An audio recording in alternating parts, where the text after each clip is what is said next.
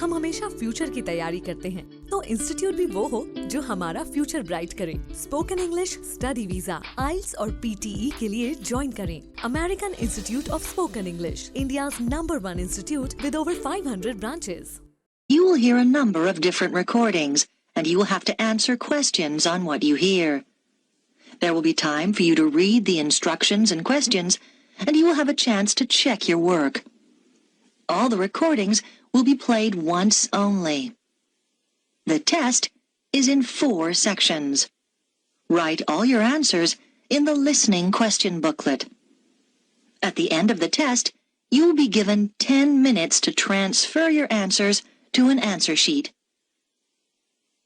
Now turn to Section 1 on page 2 of your question booklet.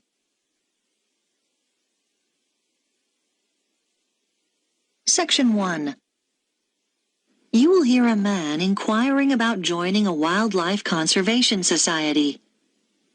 First, you have some time to look at questions 1 to 6 on page 2.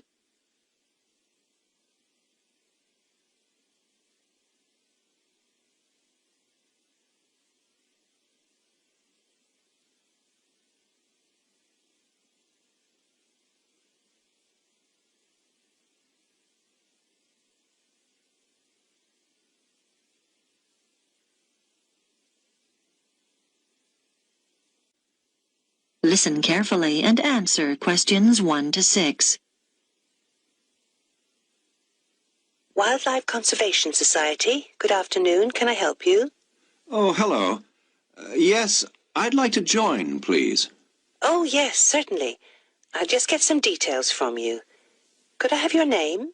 Michael Jones. Right. And can I ask where you heard about us?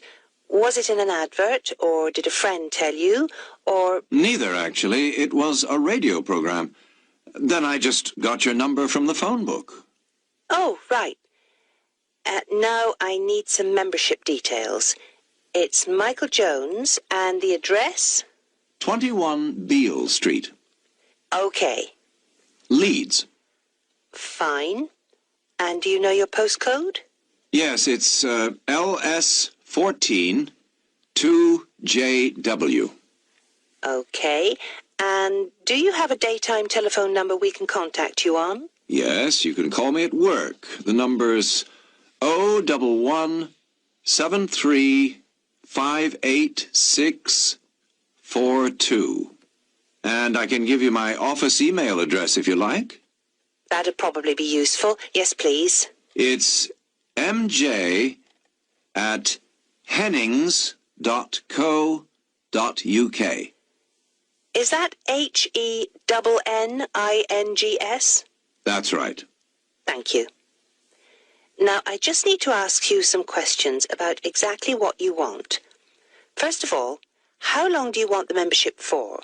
We do 2, 3, and 5-year memberships, and we also do one for life. I think I'll just get the minimum length this time round. Fine. And then the type of membership, we do single, joint, or family, which covers up to 4 children. Well, we haven't got any children, but I think I'll get the joint one because my wife will probably want to do the activities with me. Yes. Fine. Let me see. That'll be £49 altogether then, please. Before you hear the rest of the conversation, you have some time to look at questions 7 to 10 on page 2.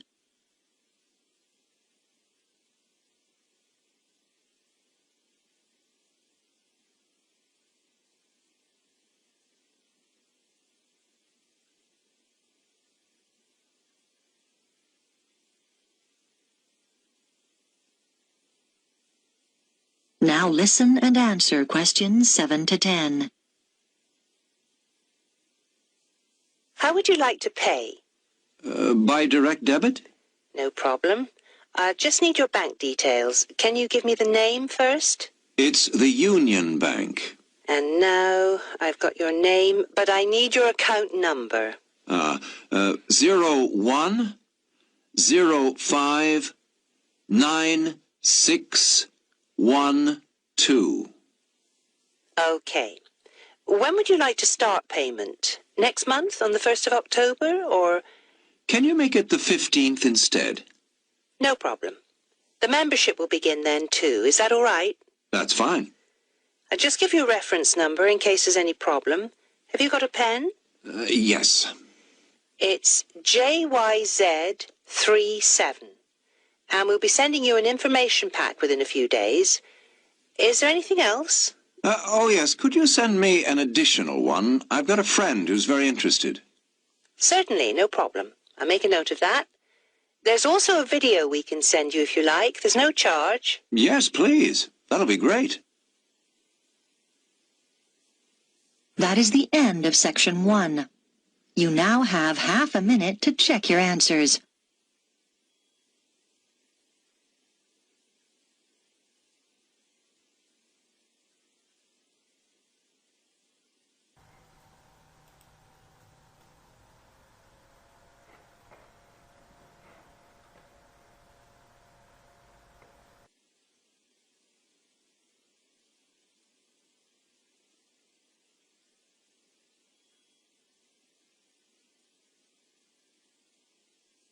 Now turn to section 2 on page 3. Section 2. You will hear a woman talking on a radio program about a festival that is about to take place. First, you have some time to look at questions 11 to 18 on page 3.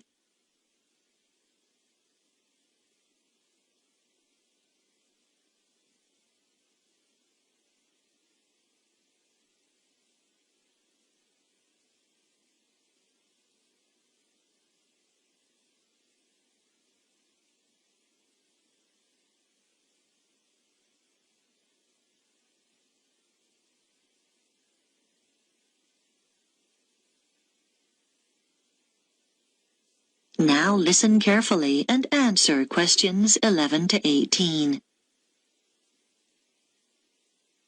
I have in the studio with me Mary Smith from Yorktown Tourism, who is here to tell us about some of the events happening in our state capital over the next 3 weeks at the Spring Festival. So, Mary, what can we expect to see? Well, it's such an exciting time to be in Yorktown. To kick off the Spring Festival, there'll be a huge firework display down by the lake, starting at 9 p.m. this Saturday, the 4th of September. Over 10,000 fireworks will be set off, all choreographed to music and broadcast simultaneously here on Radio Yorkie. You should get there early if you want to get close to the action. So, bring along a picnic and a blanket, as it could get chilly in the evening. One of the things that attracts visitors to the festival from all over the country is the amazing collection of flowers on show in Central Park throughout the festival. Special buses will run from the town centre to the show at 20-minute intervals for those of you who prefer to take public transport. If you're interested in seeing the latest in cars, from the fastest to the most expensive, then head over to the motor show at the Exhibition Centre from the 10th to the 15th of September. It'll be open daily from 9 a.m. until 10 p.m. So you can even pop there after work. Do you like photography? Then go along to Grow Your Imagination, an exhibition of photographs of famous gardens, which will be held at the Art Gallery from the 11th to the 19th of September. Come and be inspired by some of the world's most beautiful gardens. I've had a sneak preview of some of the photographs, and they are magnificent. If music is more your scene, then you should come and hear the Australian Philharmonic Orchestra performing Swing in Spring at the Concert Hall on Friday the 17th and Saturday the 18th of September. It's a celebration of dance music from the 1940s and 50s. There'll be 3 performances. Both evenings start at 7 p.m. and a matinee performance at 2:30 on the Saturday. So, get your dancing shoes on and head there. It's guaranteed to get your feet tapping. Before you hear the rest of the program, you have some time to look at questions 19 and 20 on page 4.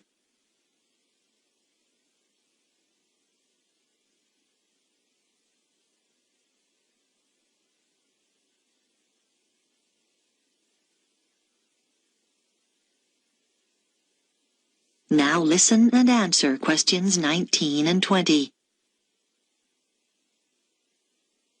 Those are just a few of the attractions on offer. But for something a little different, you could try Balloons Down Under, which is the largest gathering of hot air balloons in the Southern Hemisphere. It's well worth it, because there'll be over 25 balloons of all shapes and sizes, which is a truly amazing sight. I'm also happy to announce that one lucky person will get the chance to go up in one of these balloons absolutely free. That's the prize in our special Spring Festival competition. It'd normally cost you $200, so it's not a bad prize, eh? I'm sure you all want a chance to win, so you'll need to fill out the entry form in today's edition of the Yorktown News. Don't forget to include your phone number. And send it to Radio Yorkie. Make sure your entry reaches us by 5 p.m. on Thursday the 9th of September. Then, to see if you've won, just check out the festival's website on Saturday the 11th of September, where we'll publish the name of the lucky winner. It's such a fantastic prize, so hurry up and get your entry in. So, there you have it. Just a few of the special events happening here in Yorktown over the Spring Festival. And if you'd like any more details about the festival... That is the end of section 2. You now have half a minute to check your answers.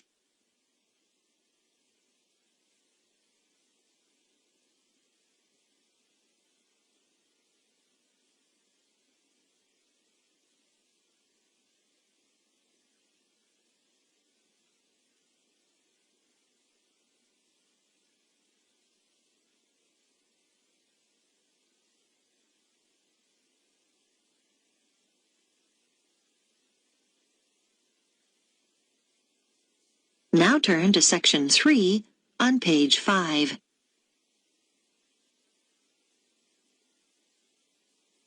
Section 3.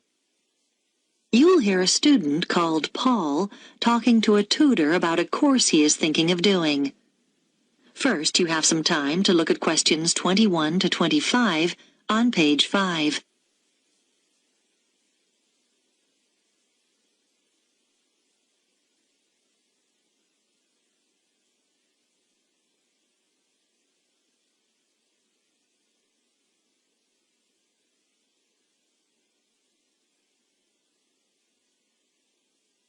Now listen carefully and answer questions 21 to 25.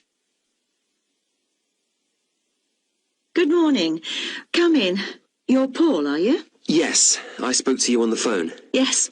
Have a seat.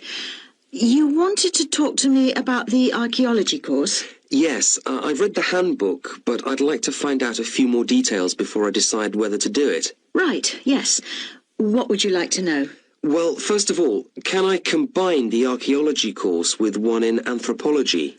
Yes, you can combine it with any other subject apart from classical history. That's simply because there's some overlap in the lecture times for those two courses. We weren't able to coordinate them. Okay, fine. And could you tell me about the modules? Well, in the first semester, there are 3. All of them are compulsory. We don't offer optional modules till next year. Right. The first one focuses on what can be learned from specific artifacts, such as pottery and stone tools. It's called Object Matters, and it's taught by Dr. Morris. Is that... how is the module presented? I mean, is it lectures? We refer to the means of presentation as the learning method, and in this case, it's lectures integrated with practical sessions, so it's a mixture. What about the content? I suppose we'll be looking at different kinds of archaeological remains and how to date them and so on. To some extent, but the module is basically about processes. First of all, recording material, then classification, Then interpretation of the data. That's how archaeologists draw conclusions about their findings. And finally, display. Is that okay? I think so. Yes, thanks. One other thing. How is the module assessed? Is there an exam? No, it's all based on coursework. Before you hear the rest of the discussion, you have some time to look at questions 26 to 30 on page 6.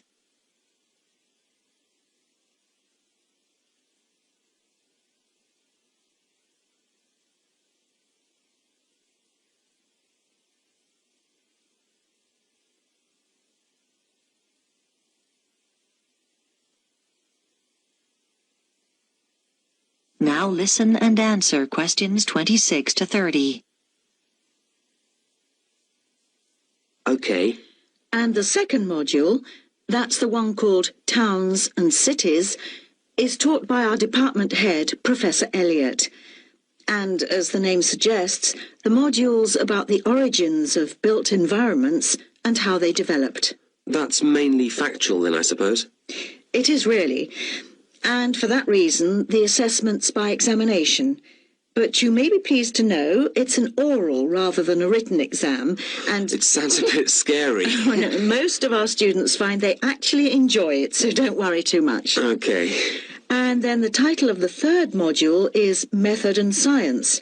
And in that, Dr. Thompson will be introducing you to the standard techniques used in archaeological fieldwork and analysis. Things like excavating and dating.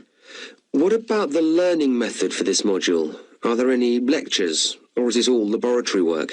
Oh, it's half lab work and half seminars. There aren't any lectures. Then, right at the end of the module, you'll take part in a site survey. The date for that is week beginning the 10th of March, but I can't tell you the location yet. That'll be announced later. But I think you'll find it very useful. Yes, I know someone who went on that last... That is the end of section 3.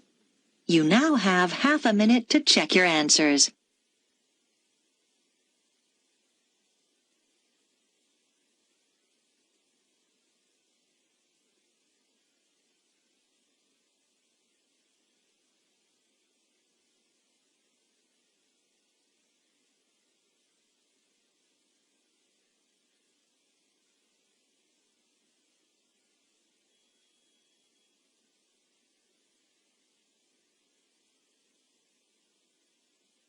Now turn to section 4 on page 7.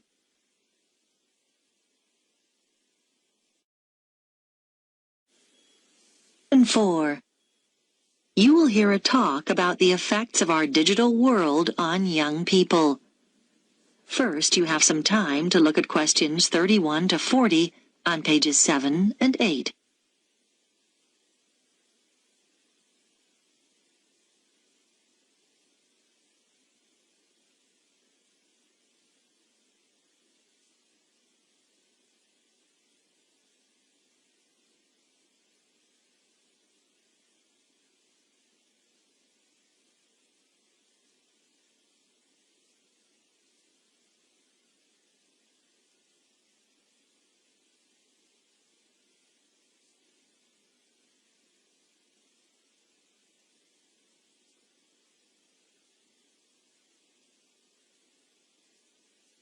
Now listen carefully and answer questions 31 to 40.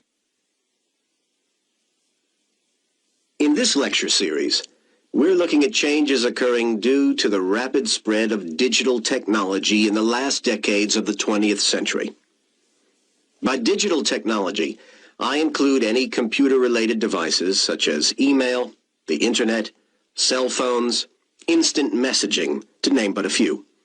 Today's lecture focuses on the ideas of Mark Prensky and what he believes are the major effects that high exposure to digital technology has had on young people today. Firstly, what exactly does Prensky believe? He argues that because today's young people have been born into a digital world and spend hours simply playing with technology, they've changed in fundamental ways. He believes they're evolving differently, and as a result, process information differently from previous generations. It's even possible that these young people's brains have physically changed, although whether this is literally true isn't yet known. Nor does Prensky go quite this far.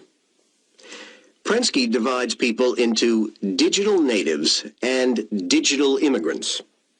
Today's young people are the digital natives, and they belong in this new digital age because they were born into it and grew up as native speakers of the digital language of computer technology, whereas digital immigrants are those born in the generations before the digital age. Just as those who learn a second language often retain their foreign accent, the immigrants are usually, in varying degrees, not quite as effective at speaking the digital language as the natives are. For example, they're more comfortable finding phone numbers using a phone book or looking up information in an encyclopedia, rather than using the internet as a primary source of information. Prensky calls this the digital accent.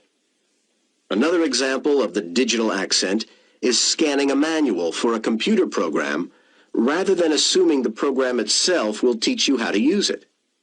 Basically, people with a digital accent have never really stopped relying on their original non-digital means of sourcing information. They prefer doing things as they've always done them without typing something into a computer.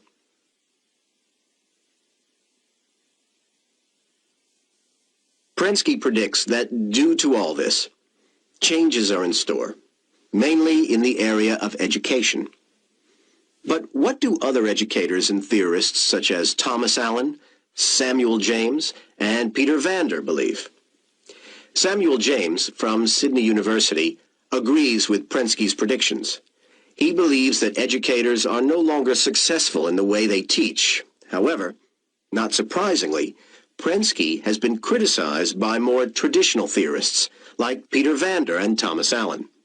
They disagree with many of Prensky's assertions. Vander argues that a typical classroom is more varied than Prensky believes, with students coming from a range of backgrounds. He maintains that a large percentage of these students are not necessarily proficient with technology, and not all students today fit the one stereotype. And Allen adds that even though most students today have easy access to technology, some just don't find the digital medium appealing. James disagrees, though. He believes that all today's students do share the same basic interest in and knowledge of digital technology. However, James believes our younger students can communicate with their digital immigrant teachers and can still learn using methods which have proven to be successful in the past. James's theories are taken a step further by Allen, who recognizes that both digital immigrants and natives have to deal with vast amounts of information in today's electronic society. Allen maintains that while most young students are proficient in playing computer games and using the web in quite basic ways, they're not used to using the computer at advanced levels. For example, to conduct complex information searches, which are so necessary for university study today. Irrespective of Allen's research, James believes it's possible for computer games to play a major role in making classroom learning more stimulating, and he cites many instances where this would be possible today. However, Vander asserts that rather than focusing on developing games, we should think of better ways to assist teachers, because no computer program comes close to doing what a human teacher does every day. That is the end of Section 4. You now have half a minute to check your answers.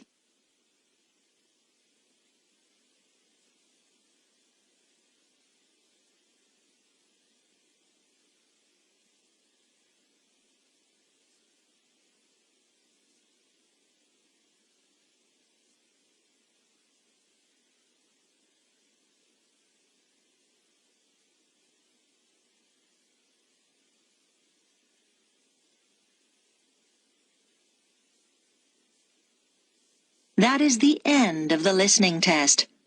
You now have 10 minutes to transfer your answers to the listening answer sheet.